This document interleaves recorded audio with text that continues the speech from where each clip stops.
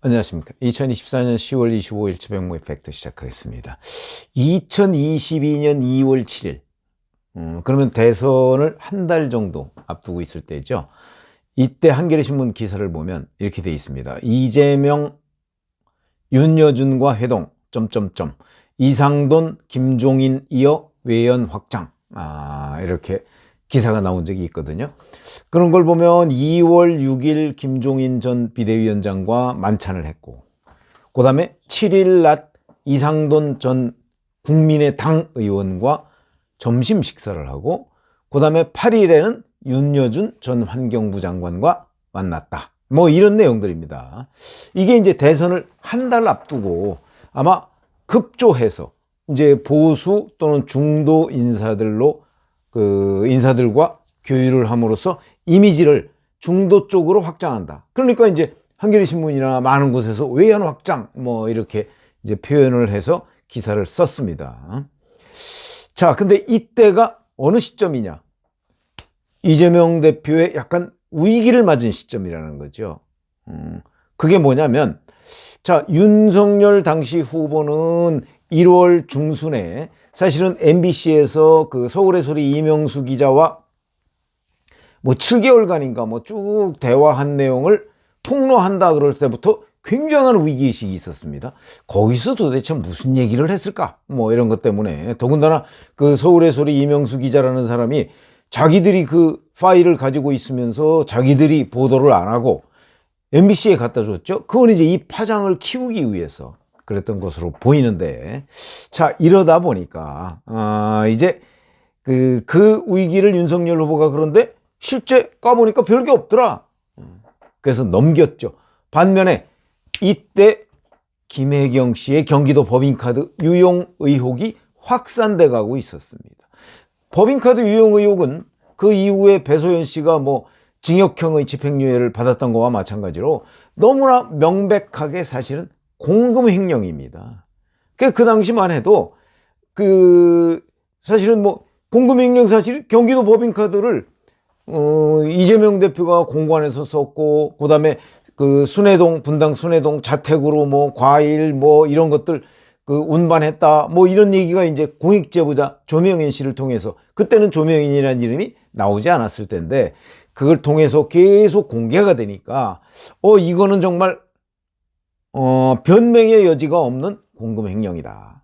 그래서 그것 때문에 굉장히 어려운 국면에 처했을 때거든요. 이때 이제 이상돈, 김종인, 윤여준 이런 사람들을 만나서 이제 외연을 확장을 한다 그러면서 약간 시선을 분산시키는 측면에서 아마 이런 전략을 썼던 것으로 보입니다.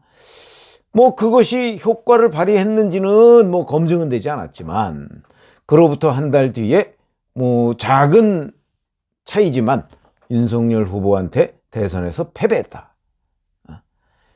그런 걸 보면 뭐 결과론적인 얘기일지는 모르지만 별 효과가 없었다. 그건 결국 이런 사람들이 위기 돌파용, 이재명 당시 후보의 위기 돌파용 카드로 활용된 것에 불과하다.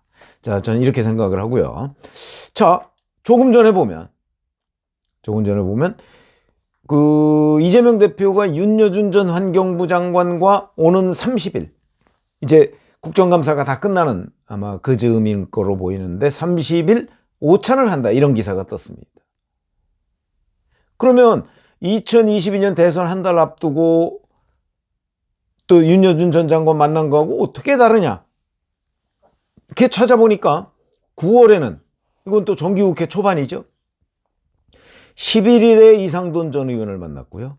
12일에 김종인 전 위원장을 만났고, 그리고 이제 국정감사 쭉 진행되고서 국정감사가 끝나는 때 윤여준 전 장관을 또 만나겠다, 이걸 발표를 한 겁니다. 자, 또 이제 언론 매체들은 중도 보수로의 외연 확장, 대선 한 달 앞두고 썼던 그 기사를 똑같이, 저는 그래서 그때 기사가 왜 또 나왔지 싶었는데 보니까 그게 아니고 똑같습니다. 그때 하고 지금 하고. 그래서 그럼 이건 또 뭐냐? 11월 위기.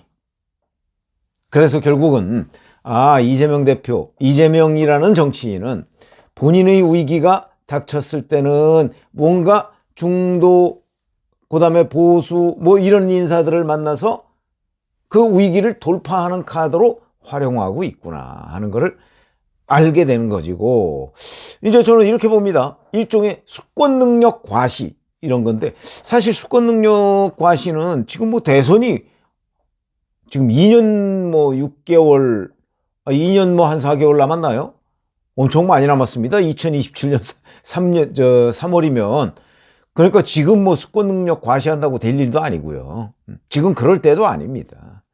오히려 제가 보기에는 본인이 위기가 닥쳤을 때는 뭔가 중도 보수 뭐 이런 쪽으로 해서 그걸 돌파할 수 있는 카드로 활용하고, 이 김종인, 윤여준, 뭐 이상돈 뭐 이런 사람들은 이재명 후보의 그런 카드로 활용되는 측면이 오히려 강하다.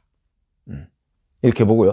자, 그러면 이 11월 위기를 돌파하는데 이 세 중도 보수 인사가 과연 효과가 있을 것인가? 그걸 말씀을 드릴 텐데, 근데 2022년 그 2월에도 그랬지만 이재명 후보의 그 당시 후보, 지금 이재명 대표의 계산, 속셈이 너무나 훤히 들여다 보입니다.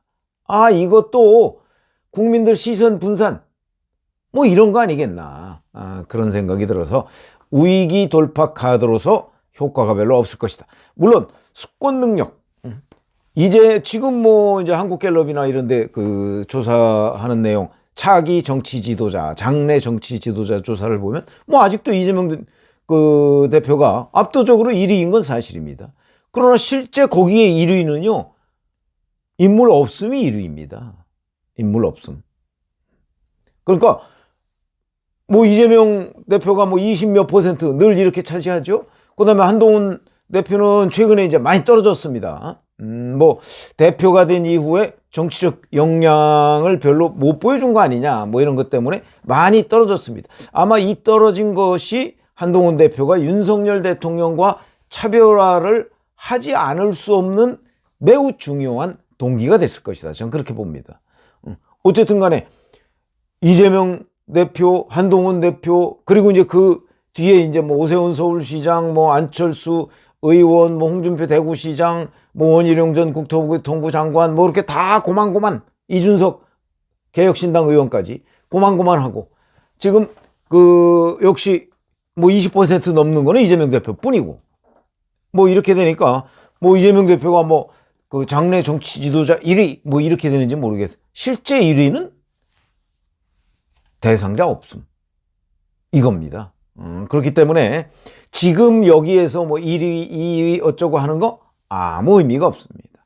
그러니까 지금 이재명 대표가 나 홀로 수권 능력 과시하는 것도 의미가 없다.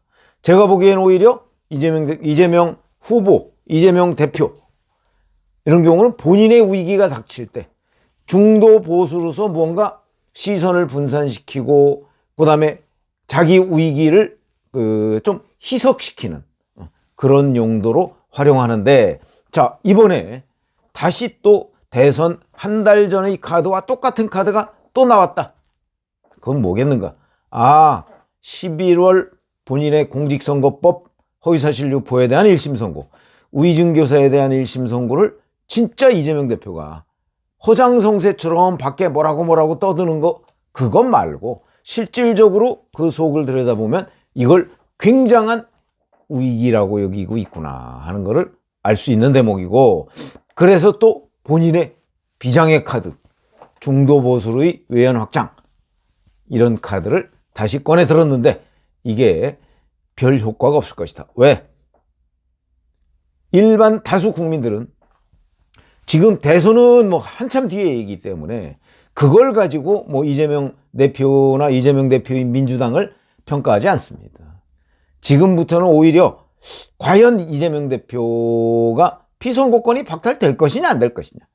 물론 최종적인 거는 3심까지 맞춰봐야 되지만 여하튼 1심에 2개의 판결이 나오는데 피선거권 박탈 1심이지만 그에 해당하는 판결이 나오느냐 안 나. 오히려 이런 거에 훨씬 더 큰 관심이 있기 때문에 2022년 2월과 같은 그런 위기 돌파 카드로서의 효험 이번에는 별로 없을 것으로 보인다. 다수의 국민들은 11월 15일 선거법 1심 선고와 11월 25일 위증교사 1심 선고의 형량, 그 형량이라는 게 결국은 피선거권이 유지가 되느냐 박탈되느냐, 여기에 훨씬 더 많은 신경을 쓰고 있을 거기 때문에 지금 김민석 최고위원을 필두로 한 무슨 직권 본부 이런 거 의미가 없다. 다 시선 분산용이다. 또 이런 중도 보수의 외연 확장, 지금 중도 보수의 외연 확장 의미가 없다. 이것도 역시 본인 위기에 대한 물타기용이다. 이렇게 말씀을 드릴 수가 있겠습니다. 고맙습니다.